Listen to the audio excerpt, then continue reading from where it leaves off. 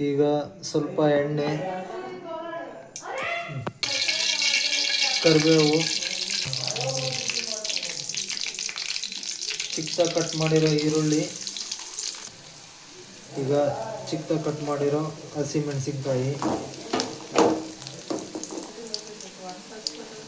1 spoon ಖಾರದ ಪುಡಿ, 1 spoon ಮನೇಲೆ ಹುರ್ಕೊಟ್ಟಿರೋ ಪೌಡ್ರು, ಆವಾಗಲೇ ಬೇಯಿಸಿರೋ ಮಟನ್ ಇದಕ್ಕೆ ಉಪ್ಪು ಎಲ್ಲ ಹಾಕಿ ಬೇಯಿಸಿಟ್ಟಿರೋದು. ಇದನ್ನು ನೀಟಾಗಿ ಮಿಕ್ಸ್ ಮಾಡ್ಕೊಳ್ಳಿ.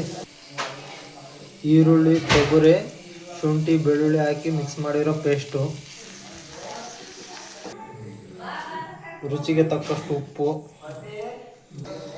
ಈ ಥರ ಕುದಿಬೇಕಾದ್ರೆ ಸ್ವಲ್ಪ ನಿಂಬೆ ರಸ.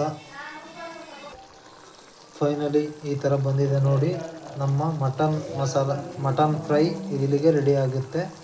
ಮನೇಲಿ ಮಾಡ್ಕೊಳ್ಳಿ, ತಿಂದ್ಕೊಳ್ಳಿ, ಸಖತ್ತಾಗಿರುತ್ತೆ. ಎಲ್ರಿಗೂ ಬಾಯ್.